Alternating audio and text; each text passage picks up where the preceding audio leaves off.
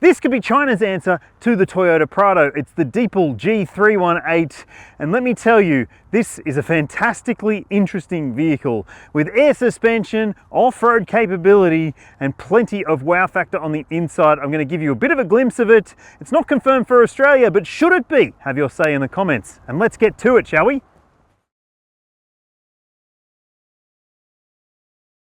Deepal in Australia hasn't confirmed whether this vehicle will make it to our market, but I would love to know what you think an electrified, range-extended SUV with 4x4 capability could be worth on the Australian market compared to some of the rivals out there that you might otherwise be considering. In my mind, this comes across as a Prado rival, that kind of SUV in the $80,000+ range. But it does things very differently to a Prado. It's even got better boot practicality than a Prado in my opinion too, but we'll get to that shortly. And I just want to know what you think something like this could cost, because I think if it comes to our market, the price will need to be right for it to succeed. But let's take a look at it in a bit more detail. This is a pretty large SUV, people, more than 5 meters long, and it does have a sizable wheelbase. It's tall too, so in parking lots it might not necessarily be perfect, and it's also got air suspension that can raise and lower as well. And I think that this design is very intriguing. I'd love to know your thoughts. Please tell me what you think about it in the comments section below. The rear end design is maybe intriguing in the way that it sort of finishes up a little bit Pajero-like over those rear wheel arches. And obviously you've got a big spare wheel on the back too, as you would expect.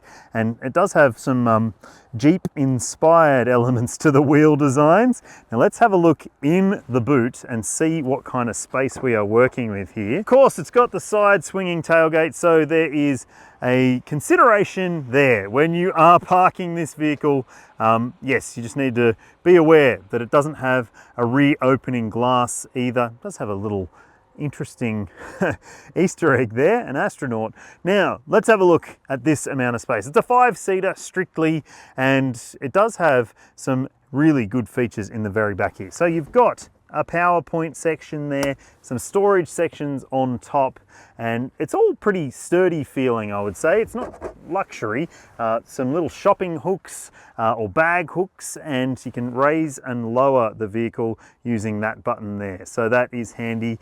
Underneath the boot floor, there's a little bit more storage, and obviously you've got your spare on the door. And speaking of the back door, there's a little section here for extra storage too. So definitely going to be one of those ones that offers plenty of space, provided that you don't need 3 rows of seats. Let's jump inside and take a look.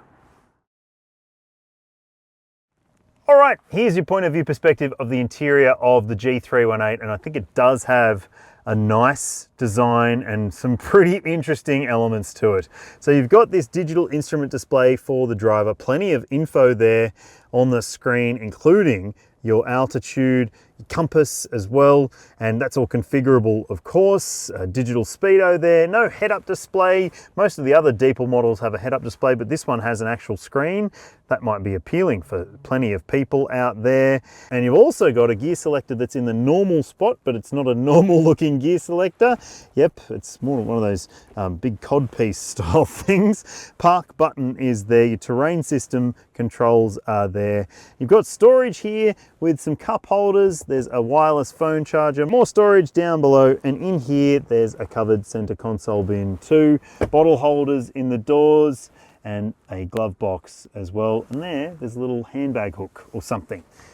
If you want to adjust things on the screen, thankfully you've got some physical controls in this vehicle. It is designed with off-roading in mind, so you've got temperature adjustment there, and your fan adjustment is on the other side. But just like lots of the other new models in the market, it does have a lot of stuff running through the screen. So you can see there that you've got a lot of information available on the screen as well.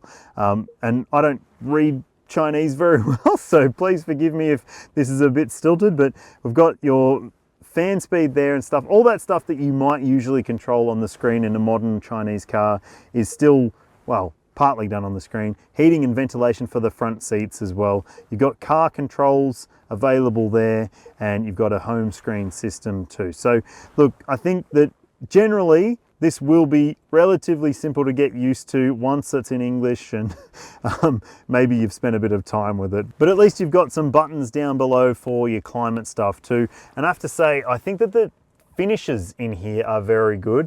It's got this rather Ranger Wild Track-ish orange trim. There are grab handles on the side there, which is actually pretty nicely designed. And the seats, well, they've got the orange quilted trim finish as well. They're very comfy, I have to say. And generally, the front seat experience is promising. Let's jump in the back and have a look. The back seat space in this vehicle is very, very good. So I've got plenty of knee room behind my own driving position. I'm 182 centimeters or 6 foot. Fair bit of foot room as well. And headroom, I mean, if you've got 7 foot tall teenagers, they'll be comfortable back here. It is really, really roomy in terms of the back seat space. And if you don't have 7 foot tall teens, well, you've got ISOFIX points in the window seats, which is great. And this center bit pulls down as well. I just have a bit of trouble pulling it down. There we go. Cup holders in there and a little storage tray too. Lots of great smart stuff in the back. You've got USB ports. I mean, they're USB-A, but at least they're there. The trim in the back is beautiful. The seats are comfortable. There are map pockets. There are grab handles to get yourself in. You've got overhead handles as well and lights. But there's just one directional air vent, which is maybe not ideal. No transmission tunnel intrusion here because it's not involving a transmission as such. So I reckon that's excellent. Oh, there's one other thing I want to call out. Door handles, actual handles, nice. Who would have thought I'd be saying nice about that? But this is a nice cabin, I reckon.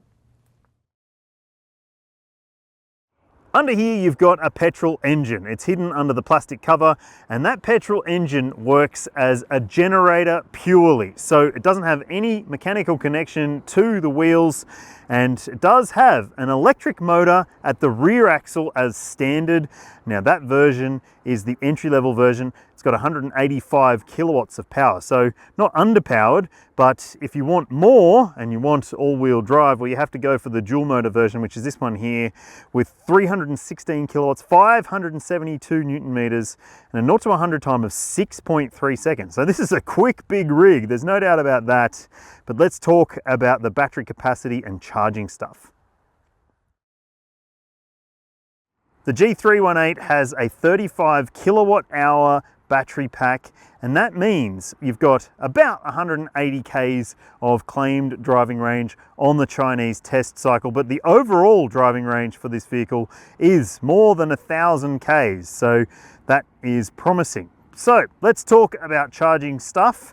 Here you'll find your charging port. You've got AC and DC charging. I'll put some specs on your screen now, but just keep in mind that the DC charging is actually relatively quick, 30 to 80% in 30 minutes. It's not the fastest possible on the planet. And if you're wondering where you fill up with petrol, well, that's on this side. Yep, just regular old dinosaur juice. You are getting my first impressions of this, people, because I've barely driven this vehicle while I've been here in China with Deepal, but my first impressions are, wow, this doesn't feel how it looks. And what I mean by that is it feels, well, kind of a lot more conventional, a lot more like a standard electrified SUV, because it handles itself nicely. It sits pretty flat when you're cornering, and while these are winter tires, so they're not the most grippy tires, it certainly does feel pretty well sorted when it comes to the controllability and the handling. It's got air suspension, so the ride seems decently comfortable, although this is a very flat surface. Haven't had a chance to do any off-roading, unfortunately, on this trip, but it does offer the idea of a promising experience, I have to say. I think, wow, this is interesting, an interesting option for 4x4ers out there. Definitely different to something like a Tank 500 or something like that, but yes, it's got the electric motor propulsion, so when you put your foot down, Jesus, it goes really quick. Doesn't necessarily feel like it's going to stop quite as quick. It is a heavy vehicle, but it does get along pretty well. It does have obviously all-wheel drive, so it's got dual motors. It's got the petrol engine, which acts as a generator to send power to the battery pack, to send power to the motors. And it's just surprisingly nimble feeling. It doesn't feel anywhere near like it looks. It looks like it shouldn't handle, but I think this actually is a fair bit of fun. Okay, I'm sorry it was so brief, but it might give you an idea of what this vehicle is all about. What do you reckon, people? I think this could be a very interesting option in the Australian market. It's not confirmed, as I said, but have your say in the comments. Let Deepal know if you're interested in something like this and what you think it should cost. Thanks for watching, thanks for subscribing, and I'll see ya when I see ya.